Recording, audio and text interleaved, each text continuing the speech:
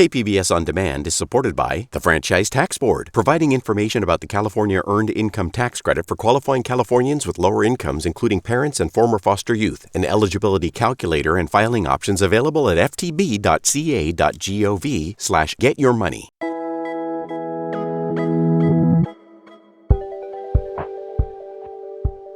When you think about props, what comes to mind? A folded newspaper, a coffee cup, Chekhov's gun? What's your definition of a prop? It's something Deb Hatch has been thinking about for 40 years.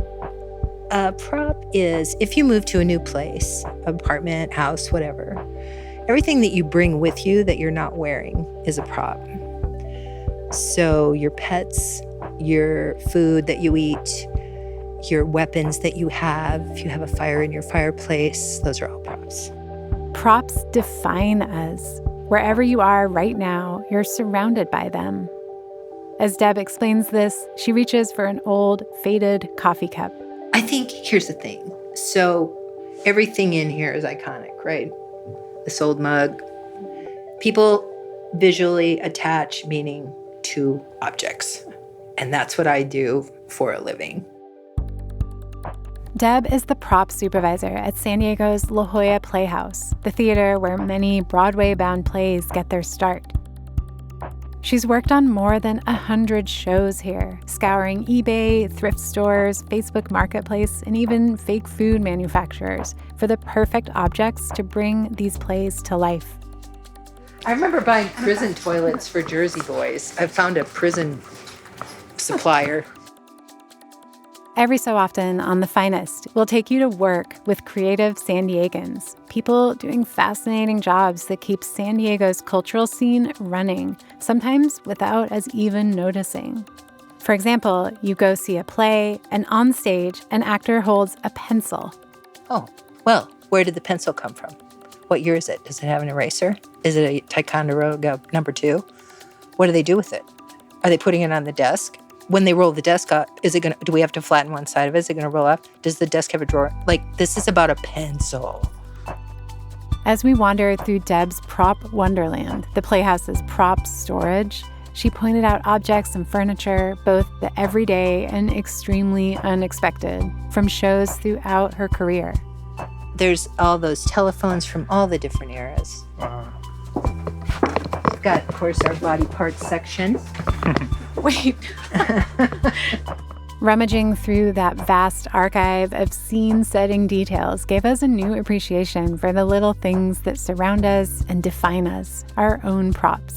And it also gave us a glimpse into what transforms a script on the page into a show, something that ends up traveling the world and maybe even changing hearts and minds along the way.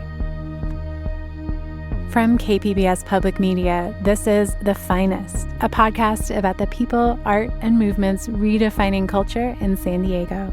I'm Julia Dixon-Evans.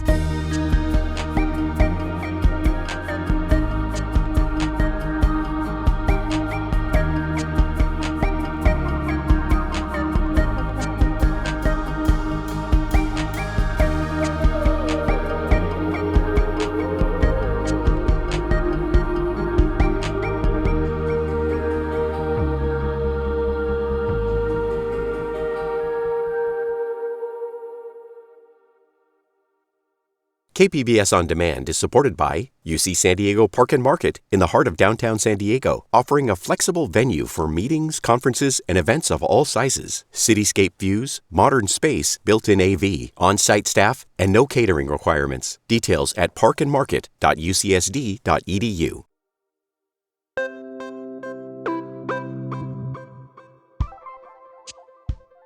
On a busy Monday morning, producer Anthony and I met Deb at the La Jolla Playhouse offices. She's retiring this year after more than 20 years at the theater. She's been part of some legendary productions. One of her earliest shows in this role was the world premiere of a musical that would go on to become a household name, Jersey Boys, the story of Frankie Valli and the Four Seasons. You're from my neighborhood, you got three ways out. You could join the army, you could get mobbed up, or you could become a star. And that was so ridiculously exciting. I remember thinking, who cares about the Four Seasons, right? Like, I listen to Cat Stevens. But going to that reading, I get goosebumps when I still remember it, because I was like, oh my gosh, I think this is something.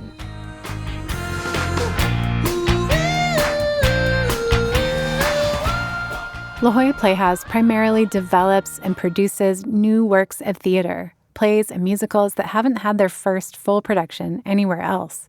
In those cases, Deb and the rest of the crew starts with a blank slate, with no previous productions to reference.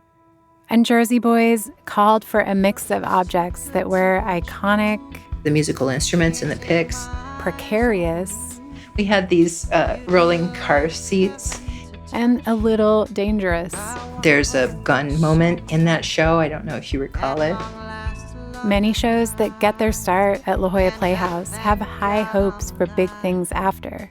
It doesn't always happen, but when it does, like it did with Jersey Boys, the props Deb helped design sometimes go along for the ride. Anything that the producers paid for will go on a truck. So all those props went to Broadway. That was the first time that I ever experienced that, and man, was that heady. And I remember a couple years later, when they did the tour and it came to the Civic, they invited us down. So when I was watching it, I was like, oh my gosh, that's that table that was over in the warehouse. And there's been so many iterations of that stuff now. It's like, oh my gosh, that yellow kitchen table. I guess it's a classic now.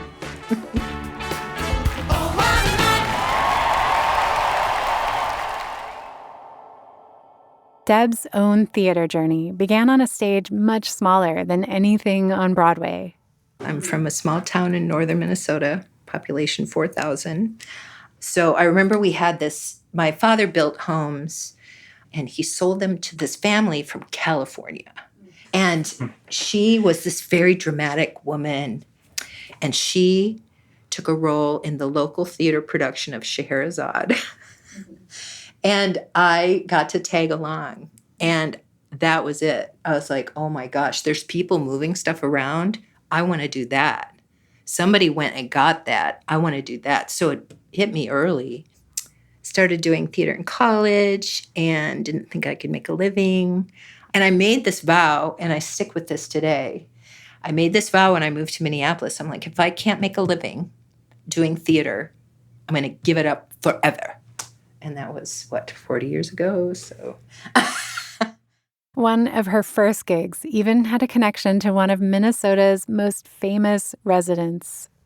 Started doing freelance stuff, did some music videos that were Prince adjacent. So Wait. yeah. Wow.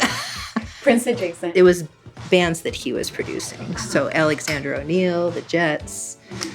I met my dearest friend doing a theater production, and then she's like, hey, I'll give you $25 if you bring me some diner stuff to this address. So I did, and then I ended up art directing videos. It was all very fast and loose then, and it was just so much fun. In 1988, she got a summer job at the La Jolla Playhouse. So 80 Days was my first show here, and I carved elephants for it. It was amazing. Nice. And I was like, oh, it blew my mind. Like, what a dream to do a gigantic musical. And so I was kind of sucked in.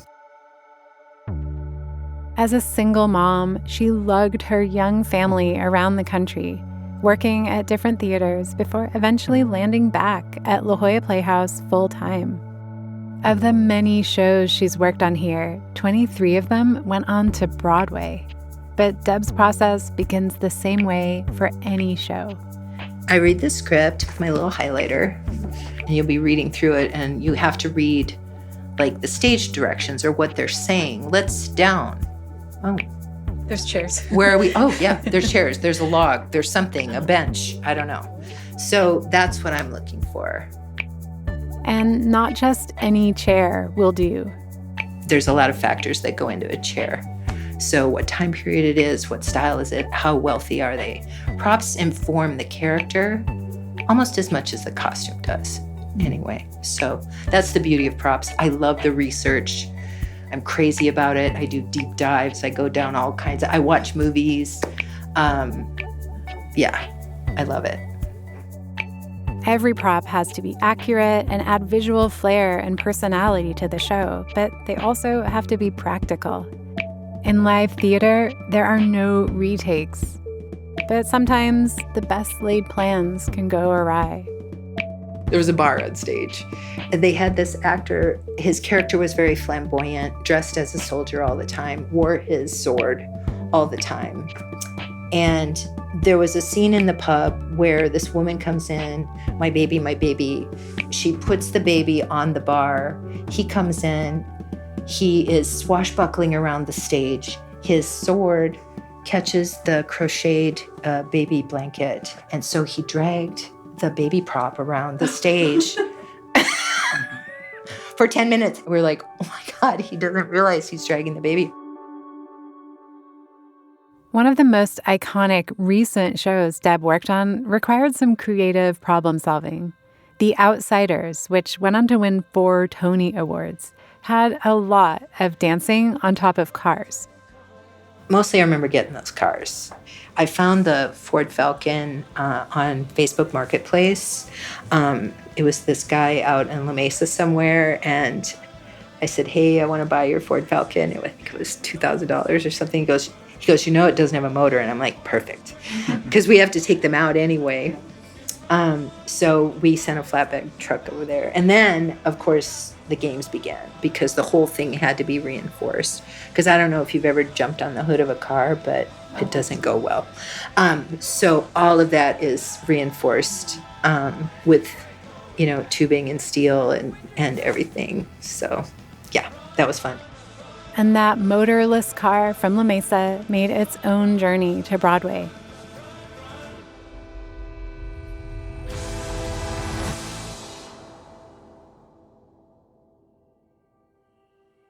One show with its future still on the line is The Recipe, about Julia Child's early career and rise to fame. It premiered just a few months ago. Producer Anthony and I both saw it, paying close attention to the kitchen sets, mid-century pots and pans, and, of course, the food. Up next, Deb takes us backstage for a closer look at what some of that fake food actually is. Stay with us.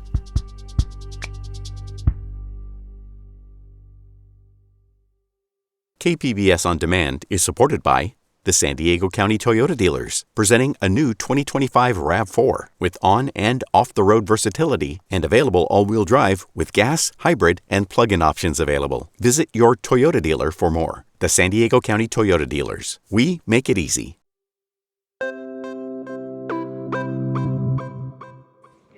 Deb should answer. Can you tell us where we are right now? Well, we're backstage in the stairwell of the Potiker Theater. It's a short walk from the offices to the theater, and suddenly we're transported from a world of cubicles and spreadsheets to the lights and curtains of the stage.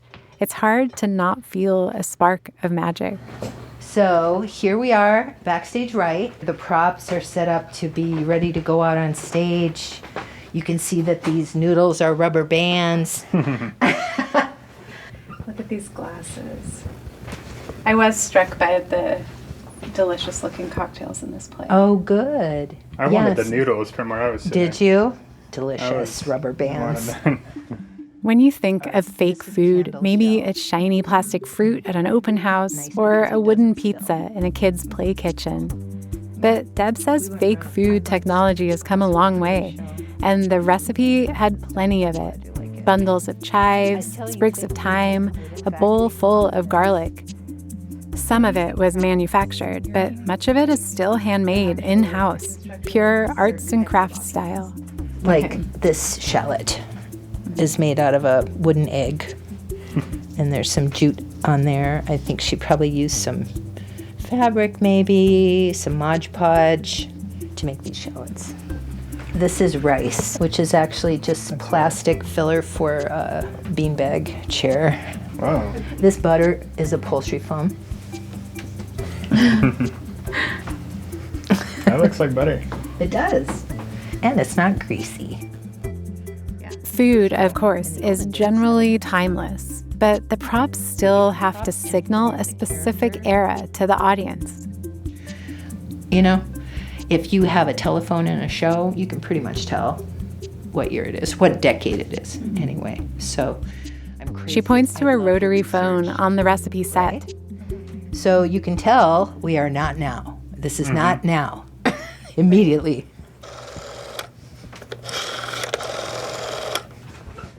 For larger items, finding the perfect piece in a thrift store or online can be difficult or too expensive. Then it becomes a full-on construction project. We stepped onto the stage, and under the lights sat Julia Child's stove. It appeared to be a vintage, enameled, freestanding oven. So this is completely made of wood. This doesn't look like wood even from 2 feet away. Beautifully painted, right? This is where we started noticing the extreme level of detail. It's stuff even the most hawk-eyed audience member might not make out. At one point in the play, Julia Child is furiously typing pages for what will eventually become her classic cookbook, The Art of French Cooking. And in the pages on stage, most of them have actual content on them. I tried to be careful, taking some passages from the book. Some of it's nonsense. These details written into books and paper props build a sense of authenticity. So what is in the newspaper, what is on the page, what is in the letter. For a later emotional moment on stage, the Playhouse needed a bunch of copies of Julia Child's finished book. Of course, it had to be the first edition. Surprisingly, it's always these things that I think are going to be super easy and then they're really hard. Like I was like, I'll just buy The Art of French Cooking. That'll be no big deal, right? Like incredibly difficult to find copies of this book that we could afford. Whoa. Let me just say that it was so expensive that I made a deal with philanthropy that they would pay for 4 of them if we would have the actors sign them at the end of the run and give them to the donors. So we worked it out. Further backstage, there were more kitchen islands tracing the development of Julia Child's home kitchen, with racks of copper pots and pans and baskets of fake food. Even up close, it all felt so real. Maybe kind of hungry, all that fake food. It's a testament to the realism. I know, I just want to take a bite out of one of those sesame bowls. So we're headed into the warehouse. Props Storage is a massive, lofted building housing thousands of props from past productions. It's usually Deb's first stop when beginning a new play, to see if anything can be reused or repurposed. This is their collection, the stuff that the theater owns. Fun fact, the word prop is short for theatrical properties. The warehouse feels part overstuffed garage, part magic funhouse, with shelves full of furniture, historical treasures, and some oddities and curiosities, and dozens of variations of any one thing. This was probably our favorite stop on the tour, and we could have spent all day browsing. Here's our chair room. So That's a lot of chairs. I think there's something like 700 chairs in here. And yet, I have to buy chairs for every show. Go figure. Like the beach chairs. Yeah. Yeah, there's a whole beach chair collection. Yeah. Upstairs is the smaller stuff, all carefully organized. Look at all our typewriters. Video game stuff. Laptops. Right, From right. the ages. Yes. iPads and tablets. Remember that? Like this. We reminisced at the not-so-recent technology artifacts, like Walkmans and answering machines, even Anthony's old iPod dock and alarm clock combo, and plenty of ephemera that mark a place and time. Oh, foreign currency. So, like, money is extremely specific. It really is. Cigarettes. Drug stuff. That's a Drug good one. stuff. Some of the labels caught us off guard. There's a container for severed heads and sacks, Yeah. and then bloody severed heads and sacks. Well, there's a difference.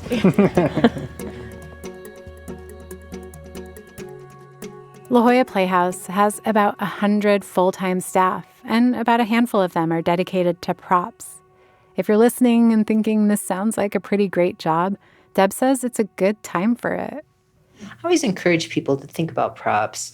Say you like to research stuff, which is what I like to do. You can be a designer. Zocco designed the printing press for 3 Summers of Lincoln, designed and built it out of wood. I don't want to ever discourage anyone from becoming a set designer, but your odds of working are really pretty low. You can have a lot of work in props. And maybe props are especially important now. Do you feel like there's something about live theater and like tangible handmade objects that is like people are turning to it in a different way now that the things that we see in videos or on our screens are sometimes not even real? Yeah. Right? Like Everybody's worried about AI. Yeah. Yeah. Well, I think there's nothing like the theatrical experience, right? Like, there's no such thing as the same show because the audience changes. So every audience is seeing a show that's never been done before, right? You know, if the audience is engaged, it's wildly exciting. That kind of experience leaves an impression. I think you can present ideas in the theater that people can chew on. Maybe you hadn't thought of it that way before. At La Jolla Playhouse, Deb has helped bring some powerful stories to life. Here there are blueberries. Oh my gosh, how incredibly moving. It was so hard to sit through that tech every night. Here There Are Blueberries premiered at La Jolla Playhouse in 2022. It tells the true story of a 2007 discovery by the U.S. Holocaust Memorial Museum, a set of photographs taken at Auschwitz. They don't show the violence we expect. Instead, each photo reveals everyday life of the Nazi staff, doing paperwork, relaxing and posing for photos. And in one, a group of young women are shown eating blueberries. The way, like, your brain explodes, going, oh my gosh, a lot of those people were just regular people. Like, they somehow believed what they were being fed about a group of people, and they participated. The actual historic photos were projected on screen, but the photo album the actors handled on stage, Deb's team recreated it to look just like the real one, down to the tiniest details. So it was an exact replica of what they did have. And I think that's important. It's important to the actors, it's important to us. I think the audience can feel it, whether they know that's an exact replica or not. It doesn't matter. It's the intention behind it. So it all feeds into the theatrical experience, I think. Each of the thousands of props Deb and her team have sourced on eBay or ingeniously built from scratch, they've helped deliver shows that have had a real impact on audiences, even those that didn't end up manifesting the Cradle to Broadway dream. La Jolla Playhouse is a massive shop with the luxury of a vast prop warehouse and in-house builders. But this work is happening at all scales, from high school musicals to small community theaters and beyond.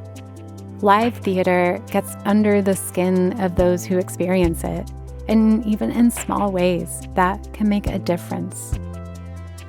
That magical, finished product, with every object carefully chosen, from vintage cars down to the smallest pencil, is the result of an enormous amount of unseen work. And with retirement looming, that's the part Deb says she'll miss the most. It's the process for me. It's not that I don't care about the end, but it's the process in the middle, like how exciting it is. Like, how much do I stay up late at night thinking about how we're going to figure that out?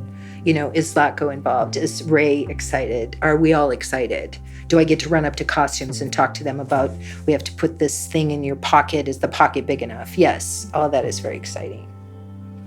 I think what I'm going to miss is solving problems, but I also kind of just want to go to the zoo every day.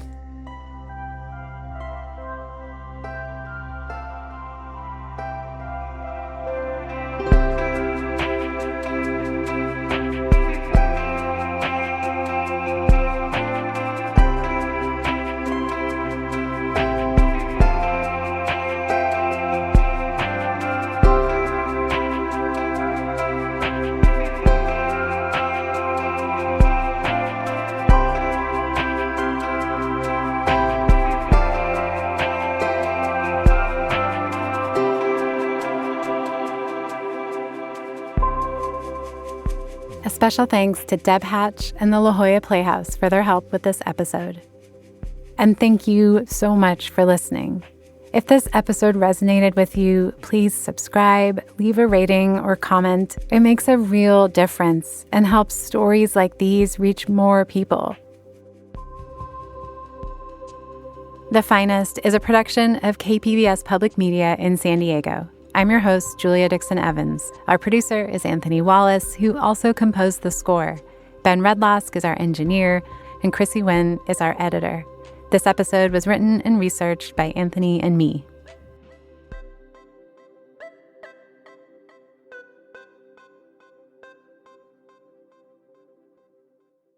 KPBS On Demand is supported by the Museum of Contemporary Art San Diego, now showing Giants, art from the Dean Collection, featuring more than 130 works of art from the personal collection of musical and cultural icons Swiss Beats and Alicia Keys. More at mcasd.org.